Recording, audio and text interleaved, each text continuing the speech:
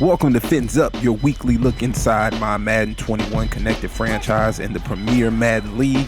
It's your boy King Mike, Mr. Keep It Moving. And in this episode, we're going to go over Week 8 matchup against the Tampa Bay Bucks. Take a look at some of the game-defining plays as always, and take a look at our new approach to defense. Not really approach to defense, man. We're just going to take a look at some of the people who are starting. Now that we got a few injuries and a couple players coming back, we've moved some people around and we got a new budding star maybe that might need to get a quick highlight or two in here. So the Bucks are loaded with talent across the board, and going into this game, our plan was to stay consistent on defense and to see if we can get Tom Brady, who is aging, doesn't have the same arm as he used to. We want to see if we can get him to make some mistakes.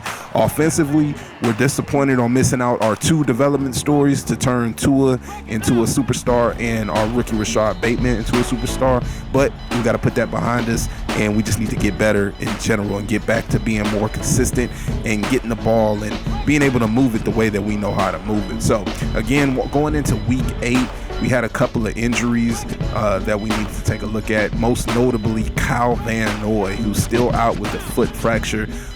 He was out a total of 9 weeks, but he's down to 7 weeks now. So we had to just bring in a new rookie, man, by the name of Caleb Kelly.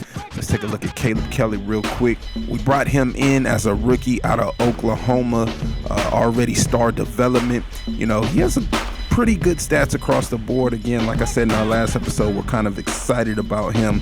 90 tackle, 87 hit power, decent speed at 81 and acceleration at 84, pursuit at 85. We need to work on those power and finesse moves, but you know, you can't really run on him right now. He's going to get off the edge and set the edge and be able to clean up run plays with that 79 block shed. So let's take a look at how our defense is going to have to stack up, or not really stack up, but let's take a look at how our defense is going to look as we go into this new era without our top player, Kyle Van Noy.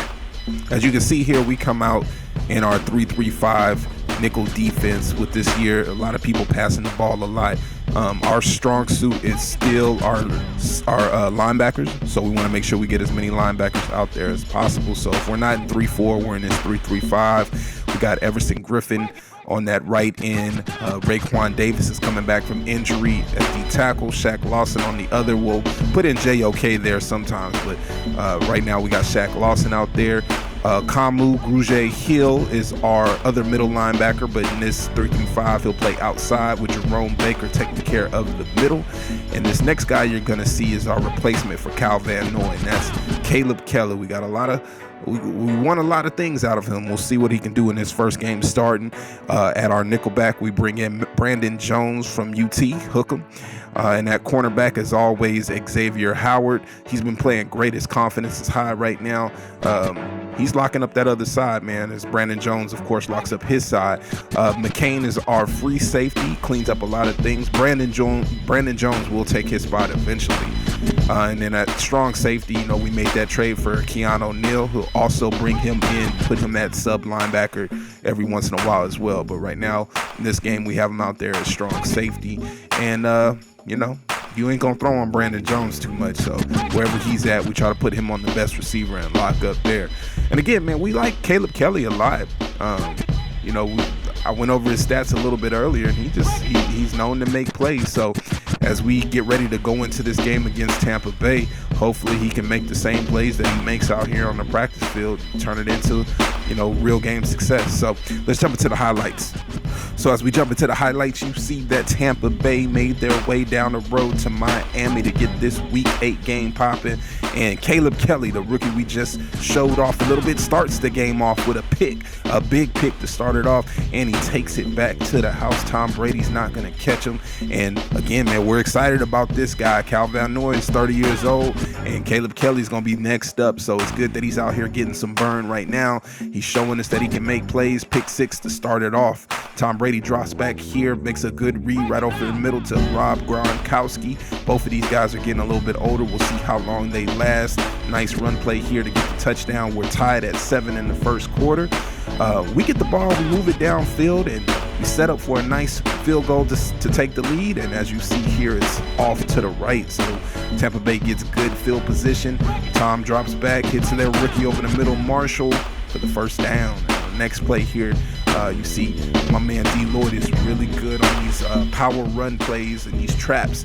So he takes Ronald Jones there right up the middle, cuts it to the outside for the touchdown. They take the lead 14-7, and Miami's again playing behind. That's just the story of our season. So we'll see if Tua can get us here. 3rd and 13, nice little dot over the middle to Rashad Bateman. And what works there will work again as we get Bateman on the scene. Gets down before he gets popped.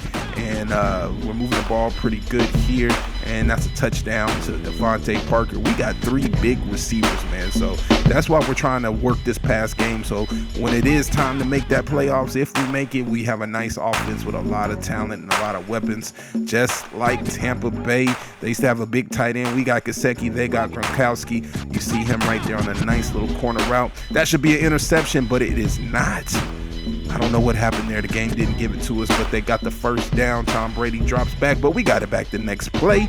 Xavier Howard with the pick, making up for the last play.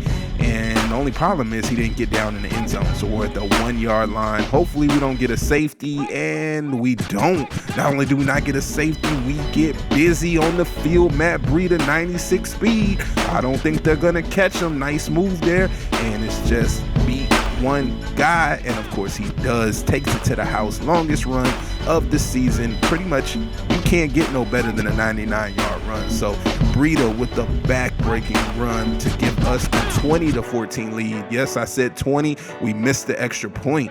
First play of the second half, Devin White, I think that's his name, with a pick 6.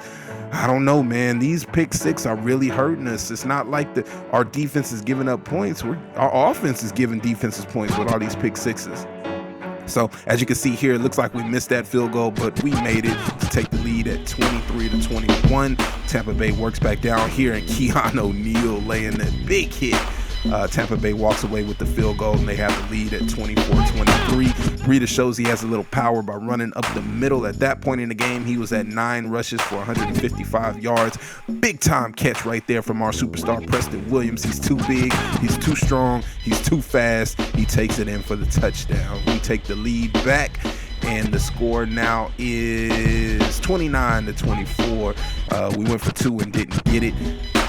Nice little pass there. Looked like it should have been a pick, but Jones can't turn around. Tom Brady making reads. Look like another pick right there, and again, it doesn't happen. I don't know what's going on, but our defense is there. We just can't finish and get off the field. And it's 4th down inches. He hits our 4th and 2. They go with the slants, and he makes the play for the touchdown.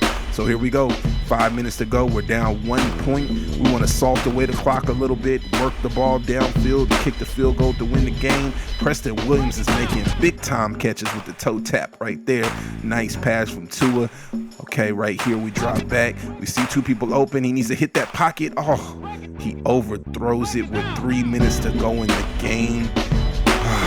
Tua. The interception bug continues to hit us. Tampa Bay had been doing a great job running the ball, but for some reason, they chose to pass it 3 times.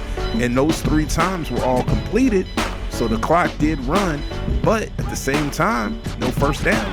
And we get the ball back. Because as you see here, we make that final stop. We get the ball back, didn't have to use any of our timeouts. So now it's Tua time to see if he can redeem himself. A nice little pass right there to Gesicki. Gets the first down and gets out of bounds. It is 2nd and 10, 26 seconds to go. Tua gets out of the pocket and hits Bateman for pretty much the game-winning catch. We've been missing field goals and extra points all game. They tried to ice us, but we got ice in our veins, baby. We get the win finally. Maybe our season turns around now. We're sitting at 3-4 with a big win over Tampa Bay. Was this run the game-defining run or the season-defining run for Miami? We'll see, man. But right here, we'll take this win, and we'll get ready for our next week against the Browns. We'll see you on the next episodes of Fins Up. Peace.